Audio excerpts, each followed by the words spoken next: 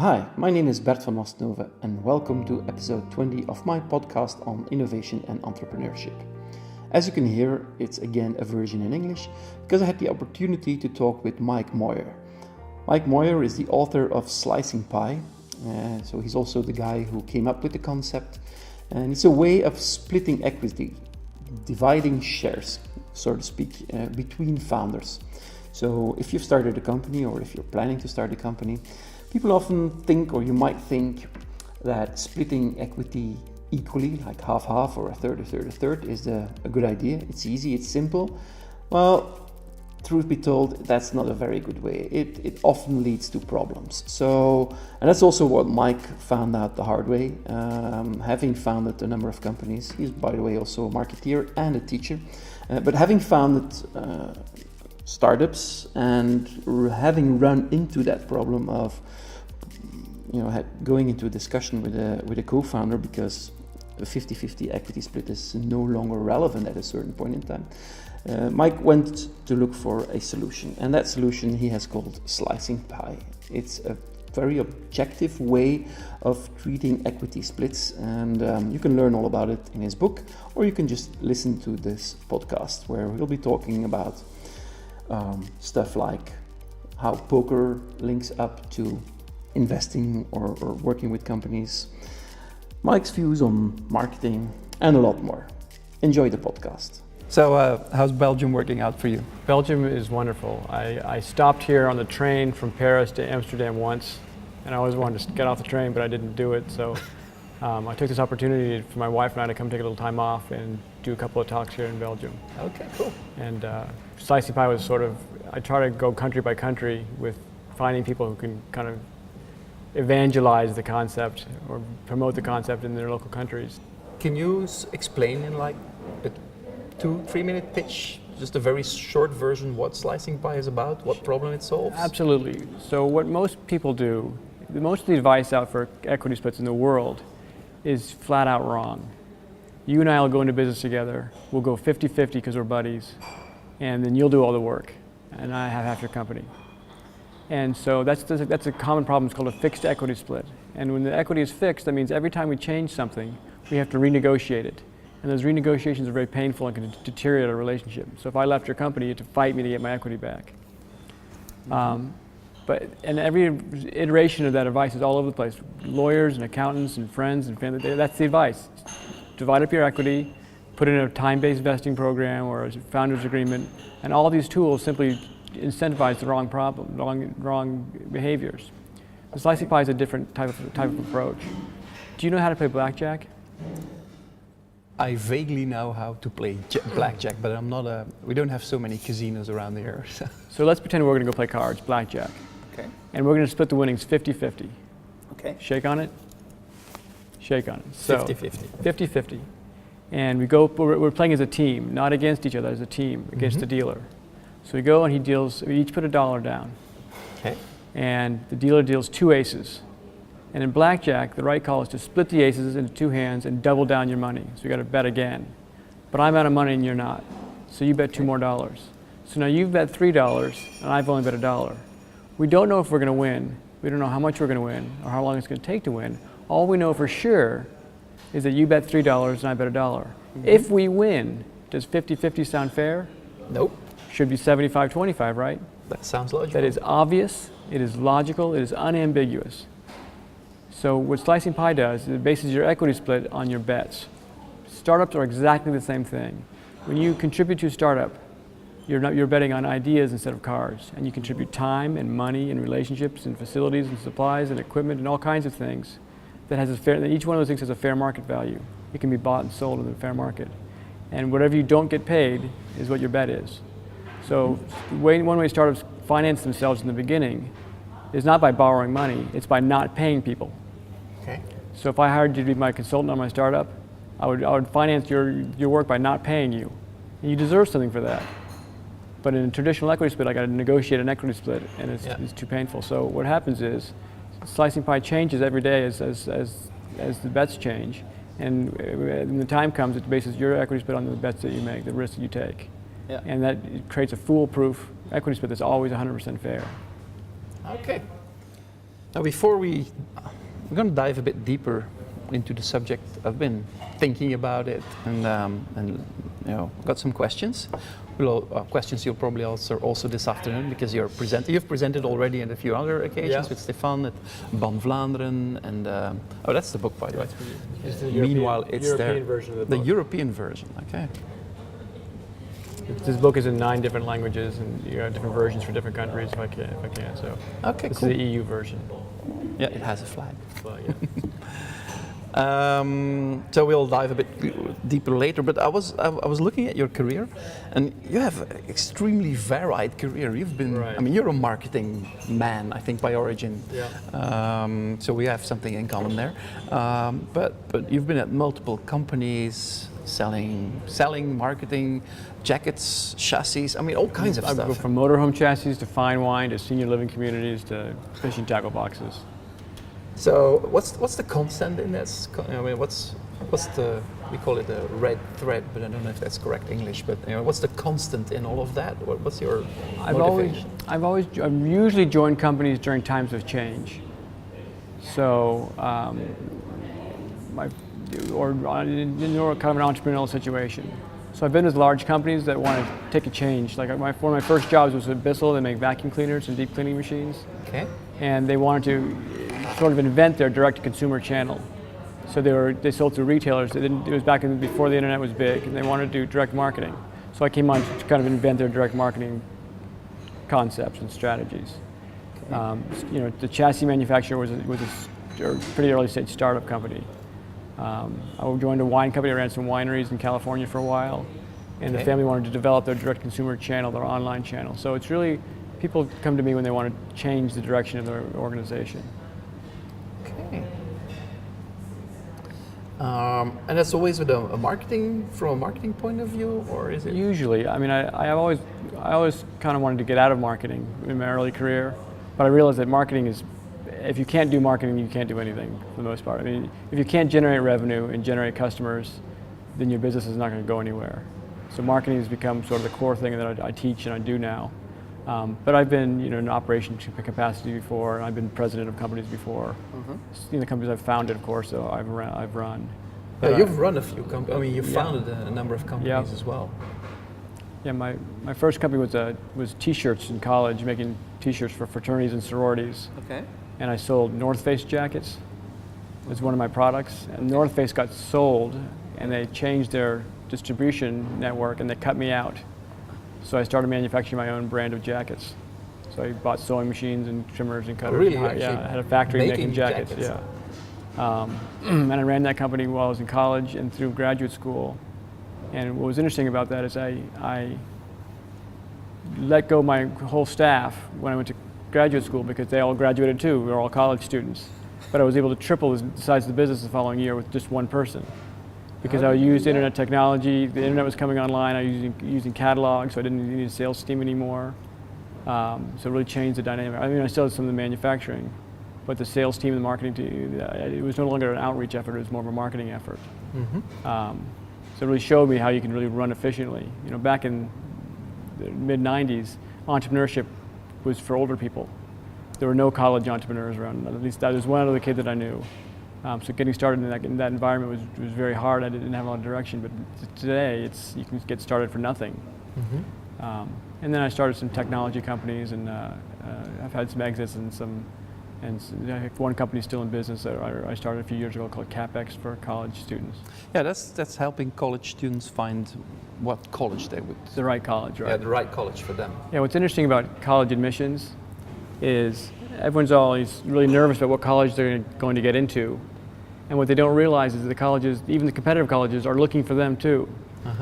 Like one good example was, if you can play tuba and march, you are worth your weight in gold to a college, because they need people in their marching band that can play tuba. And it just wasn't a very common thing. There are people who could play tuba, and the people who could march, but doing the two things together is apparently a thing. Okay. So that was a good example of the type of students, if you found those in our database, you said this college wants to give you a scholarship. Or we'd have colleges that were, competitive colleges that were starting new majors. Like we had one that was starting a major in sports business. So he wanted people, the athletes who wanted to study business, so he could combine the unique characteristics of students and help colleges reach out to them proactively. So today CapEx works with most colleges in the United States at least. Okay, cool. And that's still active. Yeah. So you're a shareholder in there. I'm a shareholder. Through Slicing Pie, or did you do? We didn't use Slicing Pie, and you know that situation was kind of one of the reasons I embarked on Slicing Pie. I wasn't super happy with how that turned out. I was a co-founder of the company, but I didn't walk away with very much equity, and I felt like I should have gotten more. So Slicing Pie kind of came on the tail end of that. So this is actually from your own experience as an entrepreneur that you came up with the Slicing Pie idea. Yeah, I just, you know, when I was in college, I was petrified of taking on a partner. Because I had a sales guy who wanted 50% of my company. I couldn't get my head around, here's a business that I built from scratch and reinvested my cash into, and this guy wanted half the company. I wasn't comfortable with it, so I just paid cash for everything. And when I started a company in college, you know, I did have to take on partners, but I couldn't get any advice that made sense to me. You know, it's like, it was all about predictions of the future. Like, what is this guy going to do for you? What are you going to do? Whose idea was it? All these things that just didn't make sense. And throughout my career, and I got burned by that deal. I did a bad equity deal, and it ultimately ran me out of business. In that situation, I had the majority of the equity. And people just assumed, because I was a majority shareholder, that I should just pay everyone's expenses, which seemed okay. So I did, and I ran out of money. So I spent all my personal savings paying other people's expenses, and with no additional consideration there's no motivation for them to cover their own expenses. Yeah. In Slicing Pie, there's a motivation to pay your own expenses, for instance. Okay. We can talk about that in more detail. Yeah. But you know, throughout and then I was in another deal where I had the managers at my level had a 5-year vesting period. Okay. A time-based vesting. And I joined the company 4 years after it started. So other managers at my level were almost ready to vest. And so they would have vested in the first year. We sold the company, so I got accelerated vesting, which meant that I vested after 9 months, and they had to wait 5 years to vest. And that wasn't too fair. I mean, I didn't get the money back, but it wasn't really fair. So when we exited, I got the same, you know, vesting program as everybody else. Okay. You know, so that was not fair in my favor. But ultimately, you want it to be fair for everybody. You know, getting more than your fair share isn't always the goal. You know, so I just struggled. There was no good answer for this problem, and it was too bad. Yeah. So that's how you came up with Slicing Pie. I mean, you're also teaching. So you're teaching then Slicing Pie, or are you teaching? I teach entrepreneurship at University of Chicago Booth School of Business in the graduate school, and then what's in a entrepreneurship course? Like what subjects are treated in there? At University of Chicago, I teach, it's called the New Venture Lab, and I pair teams of students with live companies in sort of the Chicago area for a live project. So we've had projects come to us for, you know, customer service dashboard, or financing strategy, or new product development, or brand strategy, anything that any problems a new venture faces. We try to solve that problem over 10 weeks. It's a class that teaches us what it's like to work for an entrepreneur rather than be an entrepreneur. Okay. So many entrepreneurship classes are about creating your own business, but working for an entrepreneur, that's its own set of problems. So we kind of navigate those problems. What makes it difficult to work for an entrepreneur? One of the things that I find that makes it difficult to work for an entrepreneur is they're constantly changing their minds. And they'll say one thing and they'll switch to pivot to the other. They have a new idea, want to chase that. And I have the same problem as an entrepreneur. I'll see an idea and I'll run after it. And, so I think that students and people in general find it frustrating to work with someone who is scatterbrained. Organization's an issue. Attention deficit disorder is a clear problem, a clear skill of an entrepreneur. It's a skill of an entrepreneur. ADHD is a skill of an entrepreneur. That's where you go if you're ADHD. Yeah.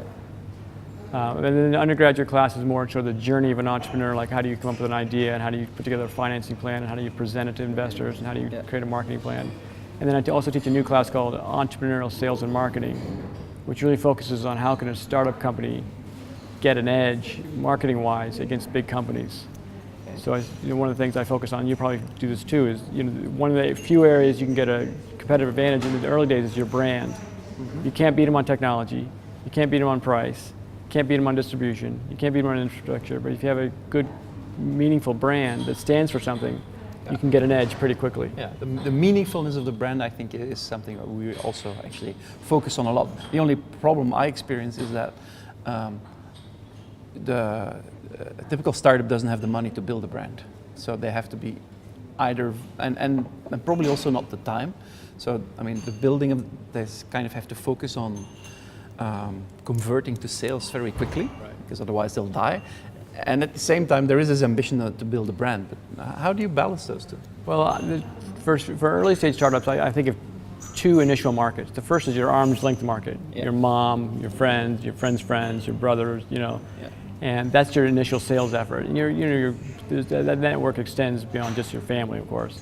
And then there's your beachhead market, your initial market, where it's a group of believers, for instance.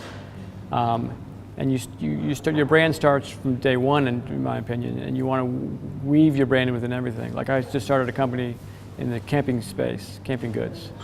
Okay. And it's a mosquito net to keep mosquitoes off kids. But I'm positioning it as a cozy place to sleep.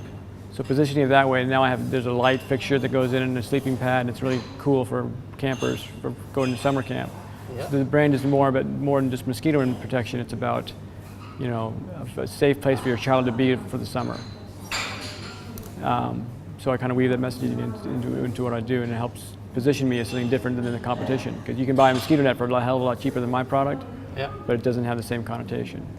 So it's you've built the brand into the product more than, it's not like let's do TV advertising. You're right. Every medium is a communication experience. So like for instance, when you're sleeping in the tent, you look up, there's a cartoon on the inside of the cover that talks with little bugs trying to get into the tent. Okay. And on this tent, the care label, there's a little joke on the care table, about sleeping in the tent. And so every opportunity I can to communicate the brand is taking advantage of in the product. So the idea is, if you're a kid at summer camp and you have one of my products, and if you don't have one, you're going to be jealous. Yeah. So for instance, my first year in business, I went to the local, for Boy Scouts, Boy Scout camps. I took it to the local Boy Scout shop, and he said, "This will never sell. It's too expensive." I said, "Take 20 of them. And if they don't sell, I'll buy them back." And so he sold the first 20, and those kids took it to the summer camp, and everybody else wanted them. He sold 300 of them the first year in 2 months, because the kids saw them and they wanted one. Yeah. Nobody wants the existing mosquito net because it's boring. It's boring. Yeah. So everybody wanted mine because it was cool. Yeah. So that's what the sales and marketing is about. How do you position your product so that when someone will look at it, you're changing the criteria for decision making. It's no longer about just keeping mosquitoes off. I can do that anyway. What I want is this cozy nest in my bed where I can have protection and privacy and reading light and my bottle of water and my cozy sleeping bed. It's just a mosquito. Home. Yeah, it's a little home away from home. And as a parent, I'm a Boy Scout. That's the biggest thing I struggle with. What is he going to be sleeping? Where is he? Is he safe? Is he comfortable? Is he quiet? So as a parent, that's kind of where I want to go. So that's where I think of branding, and that's part of what I teach in that class. Interestingly, you always seem to be doing things with outdoor. I mean, you had the jackets, you had the camping gear. Are you an outdoors man? I'd like to be. I like to ski and sail and that kind of stuff, but I'm not as hardcore as other people know. It's all a facade. It's a good way of escaping the hectic world.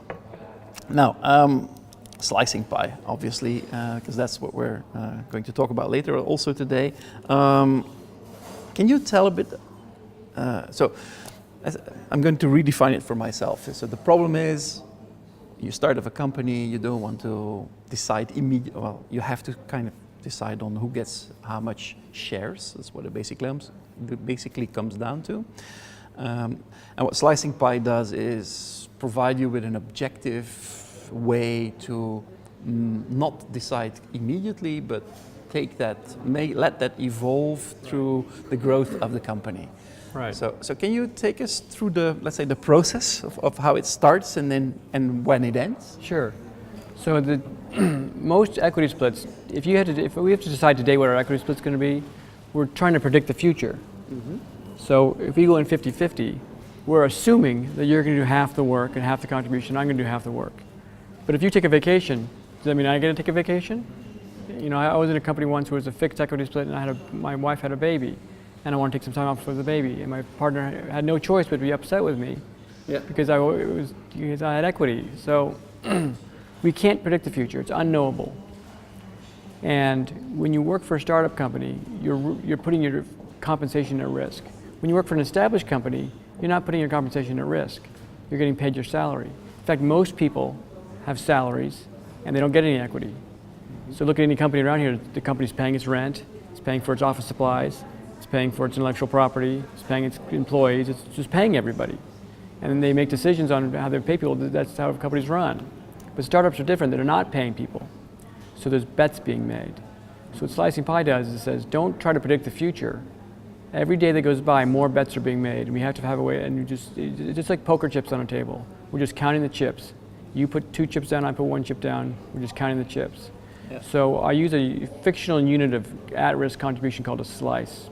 Yeah. A slice represents risk taken.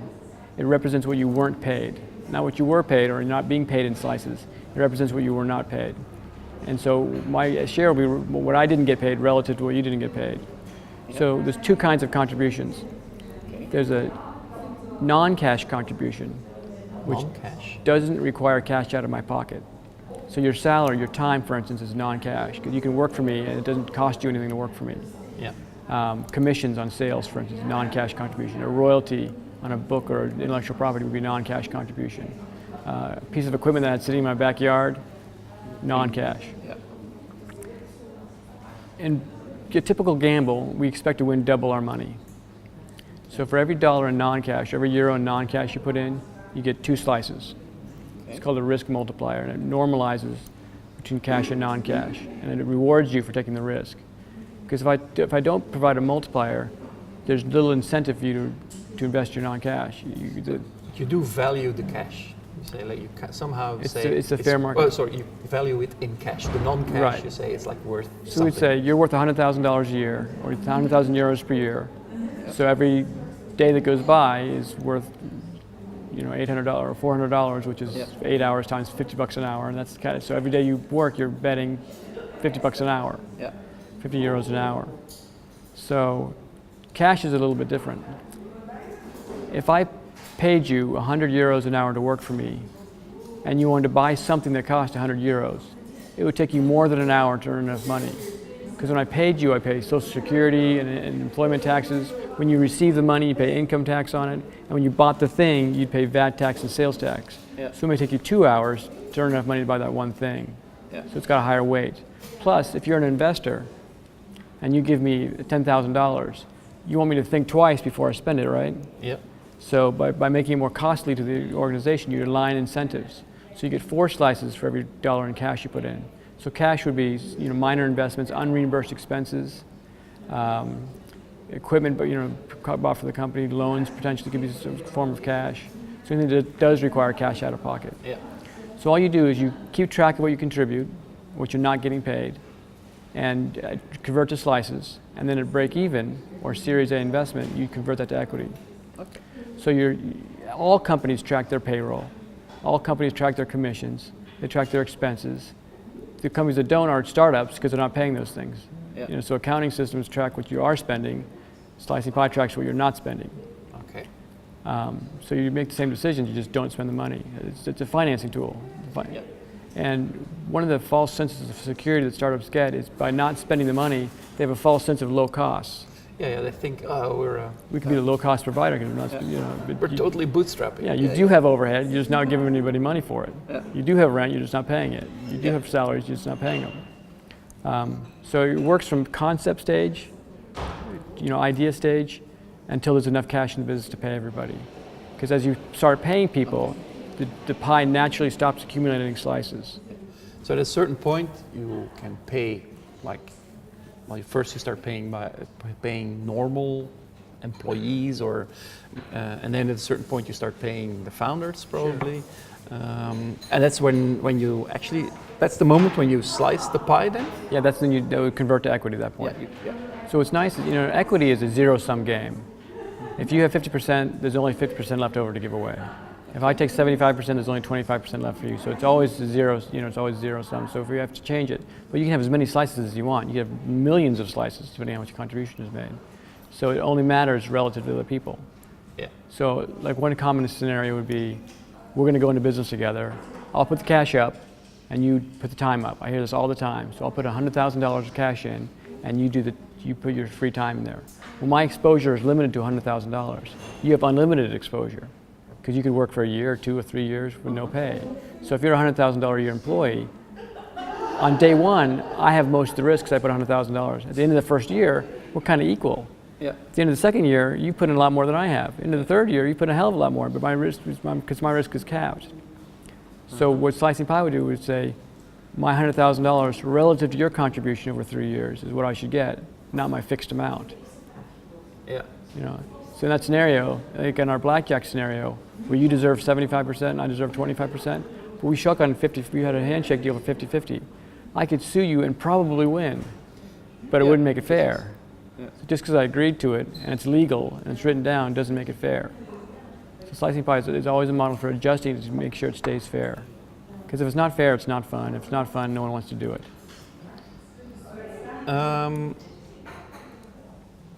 Okay. So yeah, I was wondering, in practice, a lot of people have used it before, right? Yes. So do you have examples of where it went good or maybe where things went wrong? Well, I started writing the book in 2008, and I published the first version of the book in first white paper in 2011. Mm-hmm. And since then, the first book in 2012, and the Slicing Pie Handbook came out in 2013. And I've sold thousands of copies of the book. There's been thousands of users on the software. Not once have I heard of a failure for Slicing Pie. Okay. I've heard lawyers say that traditional equity splits, between 50 to 80% of those wind up in a dispute that requires legal intervention. Oh yeah, we've seen that. We've seen those. It happens all the time. That means your chance of your equity split failing is greater than your chance of it not failing. Yeah. But Slicing Pie works every time because the formula always solves the problem for you, no matter what happens. So there's a great example, and it's always safe for people.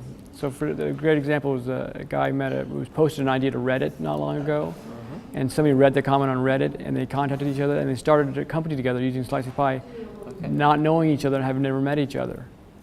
But Slicing Pie provides complete protection for both of them, and they were successful, and now they've funded their company, and they're moving on.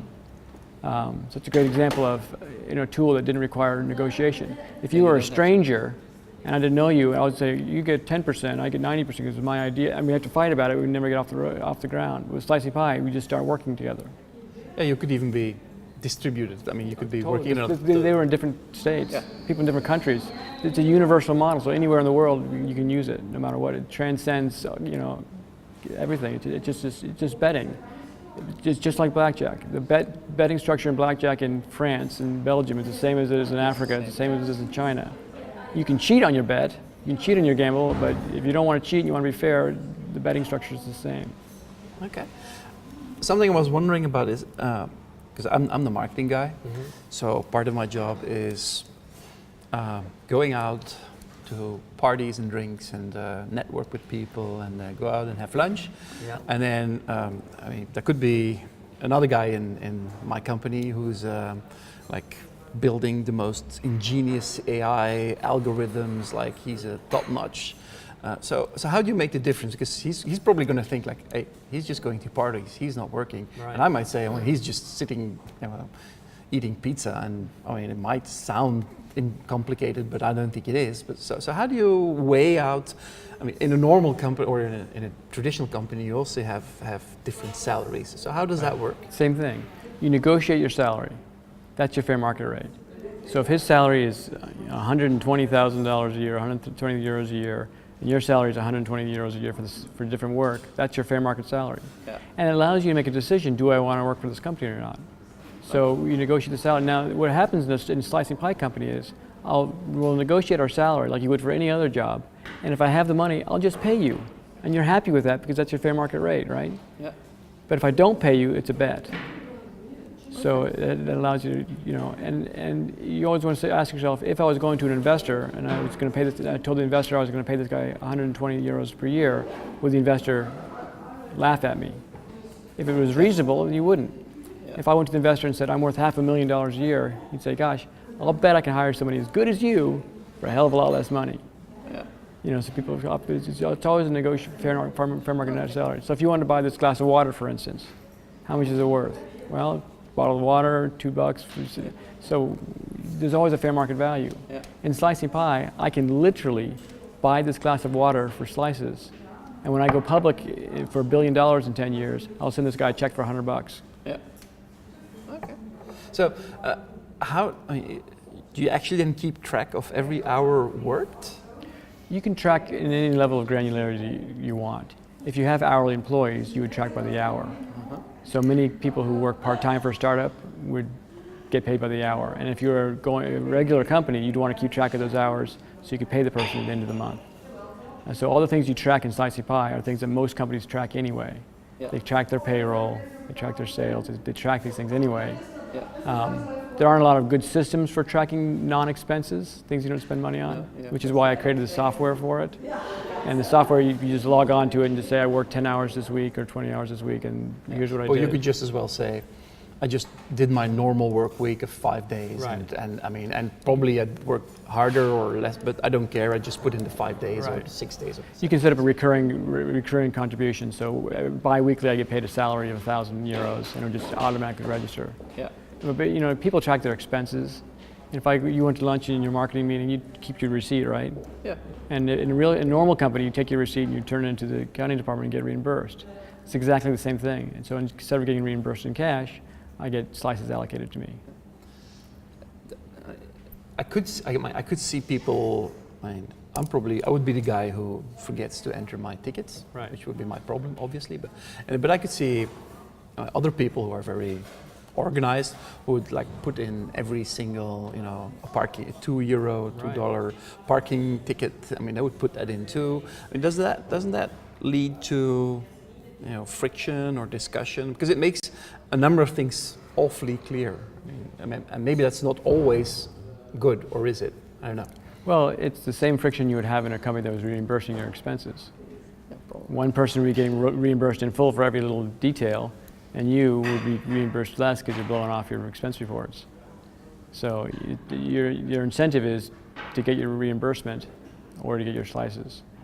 If you have someone who's disorganized, they're going to get paid less because they're disorganized, which is it's the natural ebb and flow of things. Yeah. But it's much more logical to do it that way than to guess. In other words, the alternative to slicing pie is I'll just guess what my equity split should be, and I'll hope that everything works out. So if we're a fixed equity split, and one person manages their expenses really well and gets reimbursed for them, you'll be pissed off because you're not getting reimbursed. So the conflict is usually lower. Who keeps track of all of that? Who's doing that in the company? And isn't that an awful lot of work? In practice, it has not been very much. Usually there's usually a person that's in charge. Usually the founder of the company kind of keeps track. I've seen people use shared Google spreadsheets. It's very popular. Software, you just share a drive. People just enter their time.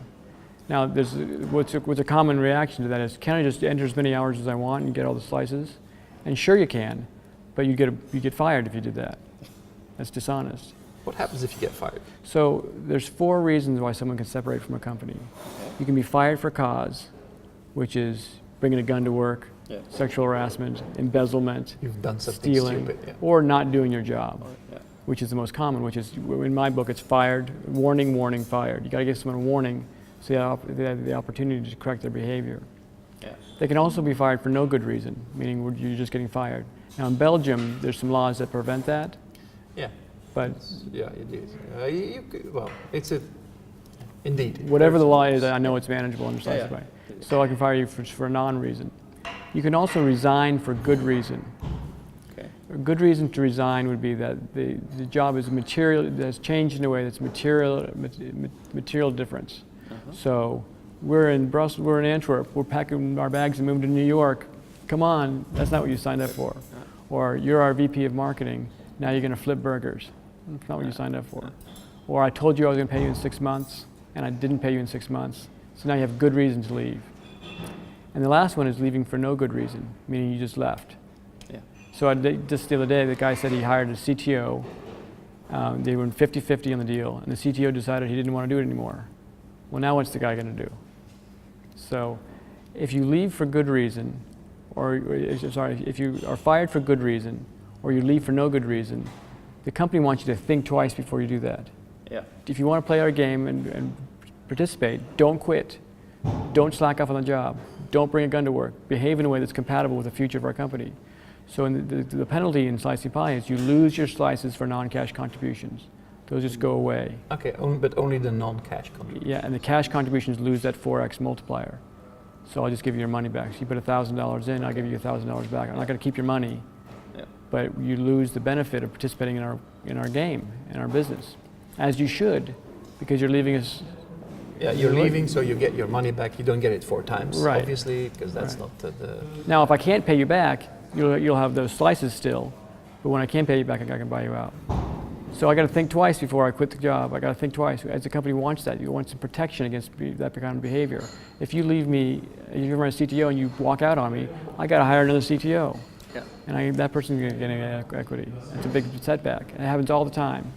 On the flip side, and this is where it's often more serious, is that if you are fired for no good reason or leave for good reason, you keep your slices in the pie. Mm-hmm. So the company needs to think twice before they fire you. Yeah.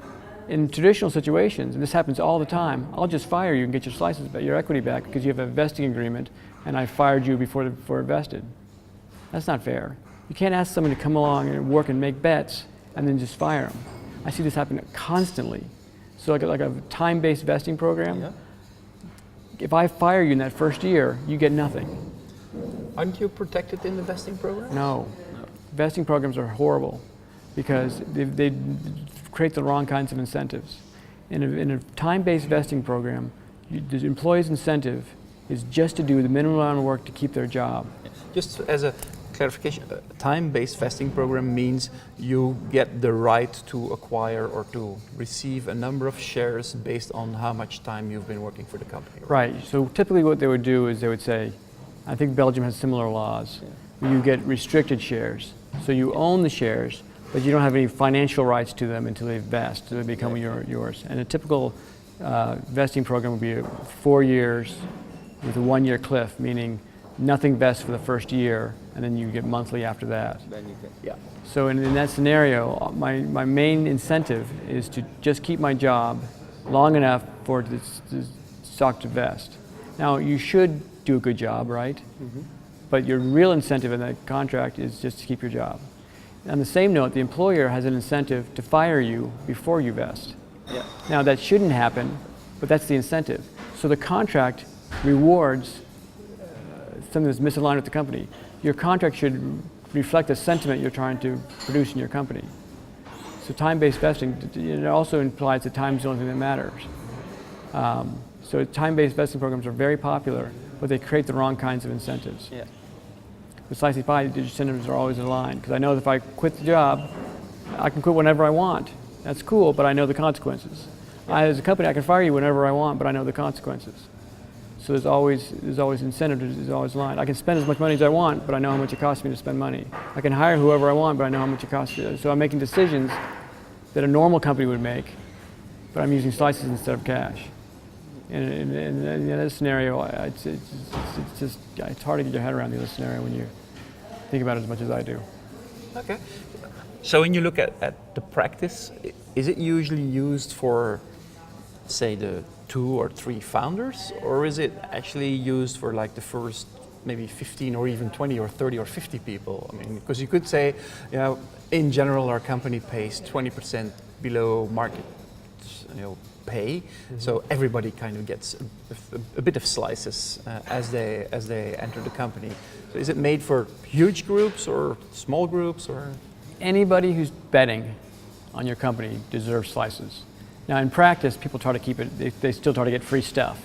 Mm-hmm. So I'll go to you for advice for an hour, and I won't give you any slices. No. Yeah. But if you have a material impact on the company, they should get slices. But in theory, just like I said before, this glass of water could go in the pie. Yeah. And I've seen pies that have 50 participants in them. All right. Market rate, you mentioned we pay 20% less. Yeah. Startups don't really pay 20% less because they have a lot less responsibility in the job. A startup job, there's no budget, there's no employees, there's no product, there's no revenue. So the responsibilities are really low. Now, there may be a lot of work, but if you work for McDonald's, As a manager, you'd have billions of dollars in revenue, thousands of employees, it's just a different thing. So a startup position isn't paid under market, it's just worth less. Yeah. Okay. And you should always think, do I want to take this job? I talked to a doctor the other day. As a doctor, you make a pretty good living. If the job was flipping burgers for $10 an hour, you wouldn't take that job. I'm not going to pay you doctor salary for flipping burgers. I'm going to pay you burger flip. So you're getting startup salary. The only reason you take a job in a startup is because you want to change the world and you hope it's going to become big. But it's a lower salary overall. So even when I can pay you, I wouldn't probably pay you as much as you would get at a bigger company because you have less responsibility until the company grows. But in practice, it's probably something more for the first 3, 5, 10 employee or. It's people. really the time period that matters more than it's during the bootstrap phase. Yeah. So and that's usually not 50 people. Yeah, it's usually not. The software, the Slicing Pie software, the average pie probably has 2 or 3 members. Yeah. But I've seen members, I've seen, like I said, up to 50.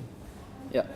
And so these are cooperatives where people are contributing, farms and stuff. Yeah, it becomes, but that's a Right. different story. Yeah, but it becomes a lot, but it's manageable. Yeah. Because it reflects the bets. If all I do is bet an hour of my time, that's an hour of my time. I did some work with a student once. I wasn't teaching at the time, so I was volunteering my time to help the student. And he had a business concept in the credit card business that he was trying to put together. And it was kind of confusing what it was, but I helped him straighten it out. And he won this business plan competition, came in first place as a result of my help, I think. Mm-hmm. And then a few years later, he sold his company for $800 million. A pie, a slice of that pie would have been nice. My 8 hours worth of time would have maybe been $10,000. Yeah. But instead it got nothing, which is fine because I didn't mind doing it. It wasn't your.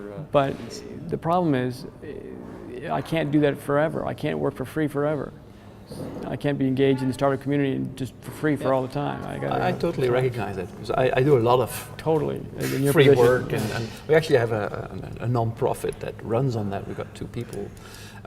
We have the advantage that there's a group, the Kronos group behind us who says like, well, we'll cover that because we think entrepreneurship is important. But if I look at my time, I sometimes think, oh, maybe it would be great to get some slices. It would be. It is an investment into the future. You are paying it forward in a sense, but there's still, I can't spend a lot of time with you. Yeah. I can spend an hour with you, but I can't spend 40 hours with you because I'm just not getting paid. And with slices, if you compensate me in slices, I'll get what I deserve to have. And that's what really starts to matter. And is it, you know of cases that actually use it that way, that they, like for instance, give slices to mentors or to advisors? Very common. Yeah. So you think about advisors as a great example. What's an advisor worth? The advice could be worth all kinds of stuff, but it's just very. Startups always have these advisory panels. Well, you simply set a fair market rate. You say we'll pay €1,000 per meeting plus travel expenses, and then you convert to slices. And that gives you access to an advisor under a logical structure that's negotiated up front. Now, when we can pay you, we will pay you. So it gives them a structure to use that. But I've seen advisors. I've seen people buy equipment with slices before. I even saw a prenuptial agreement done with slices. What? A prenuptial agreement before someone gets married. Ah, okay. So that it was an older couple who wanted to buy a house together, and they were going to. Their children were concerned about their inheritance, for good reason. And the wife wanted to remodel the house and redecorate the house. The husband didn't want to. So they used Slicing Pie to keep track of the contributions to the house. So when the house is sold, the percentage would go to the estate. Yeah. Otherwise, it would have been them both splitting it 50-50, and the wife spending hundreds of thousands of dollars more remodeling the house. Yeah. But this way, it was a nice way for them to agree too, because they would have had a conflict in their marriage.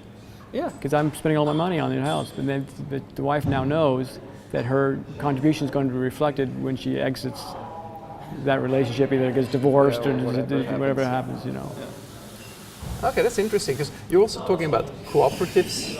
That's also, I mean, not a trend, but something we're looking at or we see happening that, especially in social profit or social venturing, that cooperatives exist. Actually, there's a startup, I don't know if they're still active, but we're looking at blockchain to keep track of all the shareholders in a cooperative. Is that also a market for, or a place for? Yeah, a lot of people cooperative. This is perfect for a cooperative. You know, one of the problems with cooperatives is it's like equity is a zero-sum game again. So I get, every time someone comes on, I get a smaller piece, smaller piece, and smaller piece. And maybe you should, but maybe you shouldn't. It depends on the way you're contributing. So slicing pie, each person just collects slices until that cooperative starts producing income or whatever it's trying to produce. Usually it's people are after the money.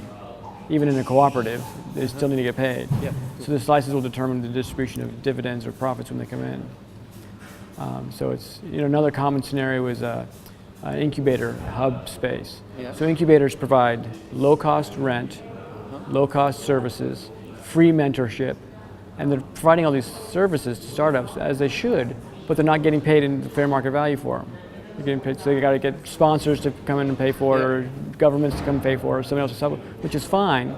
But they should, with slicing pie, they can make up the difference in slices, and that cooperative, that incubator can own a piece of that company if it's successful. So we'll say, we'll give you discounted rent. The rent should be 500 euros. We're going to charge you 400 euros to take 100 euros in slices. And if your company pops, we'll benefit from it because we help you get there. It provides this alternative currency that only has value relative to other contributors. So you're always going to be perfectly fair. It's not a currency, but it provides a means to reflect value that was contributed and not paid for. Yeah. So at a certain point, company starts, it works, it runs, and then you can start paying everybody, happy, everything's fine, and now we have to we look at the scheme and this is your percentage, this is your percentage. Oh. I mean, people are probably never surprised because they can see it coming, you can track it all the time, but still, are there surprising outcomes in a sense that somebody two founders start and then they end up by having like a 20/80 difference, and doesn't that create friction at that point then? The only times I see that it creates friction is when someone forgot the rules and forgot they agreed to it. Yeah. So I had a group not long ago that agreed to do slicing pie, and one of them quit and had forgotten that he said that he loses his equity. He should have lost his equity because he quit on the guy and left him, but he forgot that, so he was upset. But he realized he was in the wrong. But people usually feel pretty good about it at the end. Now I would like to have more, but I didn't put in more, so I don't get more. It's always logical.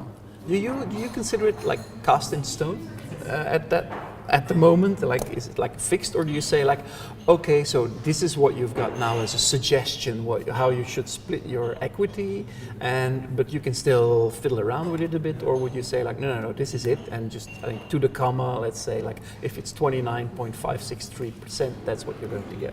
I believe that if you track the contributions properly, it'll give you exactly the right answer. That doesn't mean you can't give someone a bonus or more kicker, but to me it's exactly the right answer. Now when you reach break even or Series A, you now have cash to pay people, so the pie naturally stops accumulating slices, and at that point in time it's the exact answer.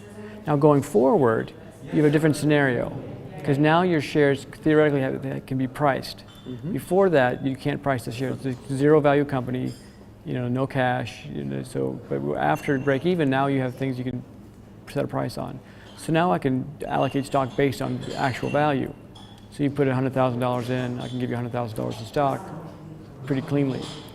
Now that scenario, because it has a price, I may want to avoid for tax reasons. So that's when option programs become logical.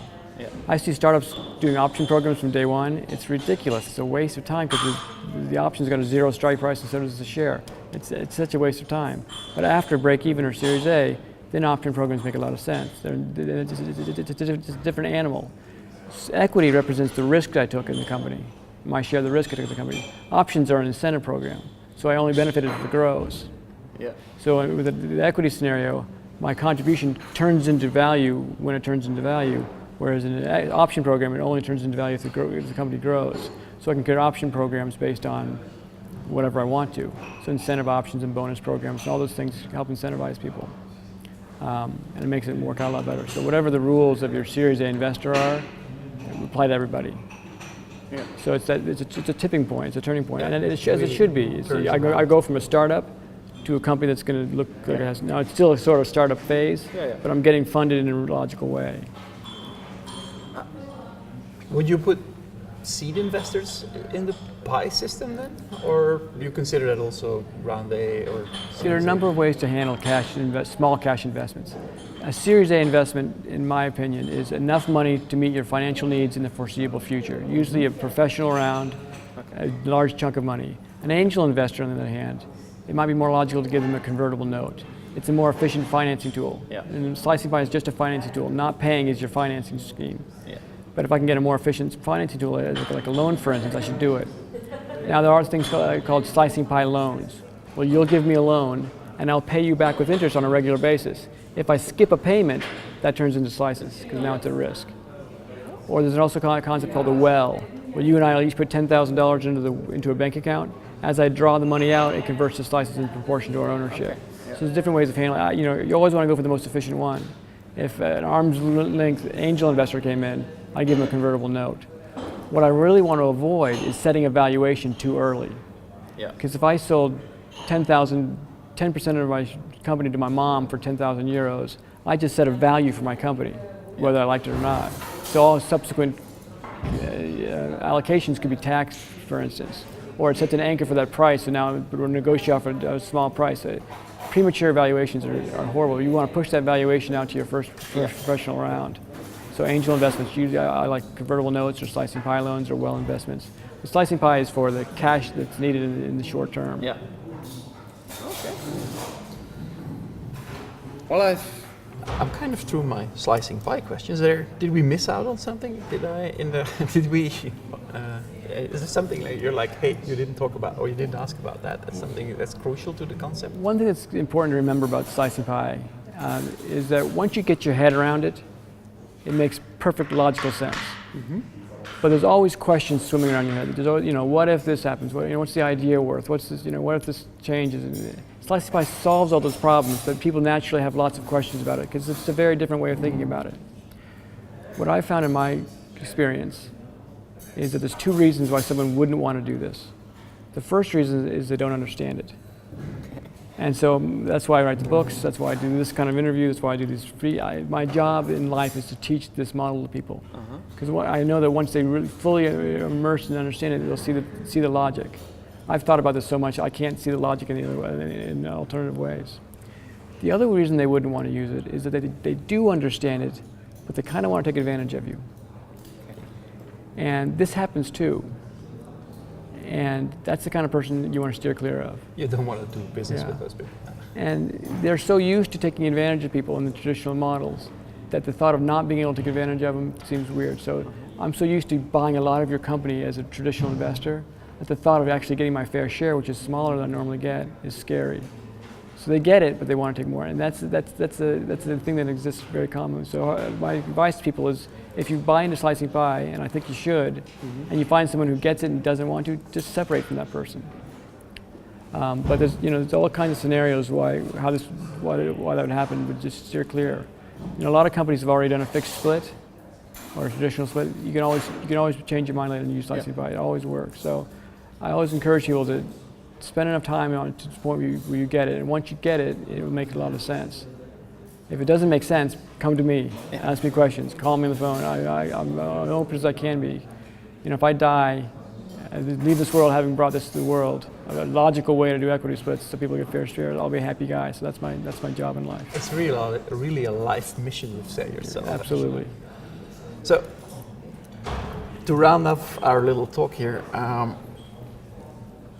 I was wondering what's up next for Mike, because you've had a varied career, written 8 books. I cannot imagine that over the next 20 years you're not going to write another book or something totally new. I mean, what's itching? What's boiling?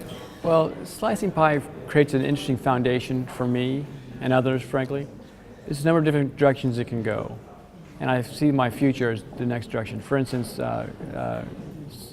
blockchain. You know, how can you create the slicing pie model on a blockchain scenario so I can have many, many participants in the company? I mean, public companies have thousands of shareholders. Slicing pie gets a little unwieldy after, you know, I said there was 50 and it works, but it can work on a mass scale. So literally, you could have, just like I said before, you could literally buy things that you need for free and just put a marker on it for someone else. So there's a blockchain scenario. The other scenario is, you know, is there a community of people who appreciate slicing pie that want to trade services for slices? So creating a community there. There's of course legal avenues I can go in. So there's a lot of different avenues I can go from here. But I often find that comes up in slicing pie are management issues, not slicing pie issues. So for instance, if someone's padding their hours or not meeting their goals, that's a management issue.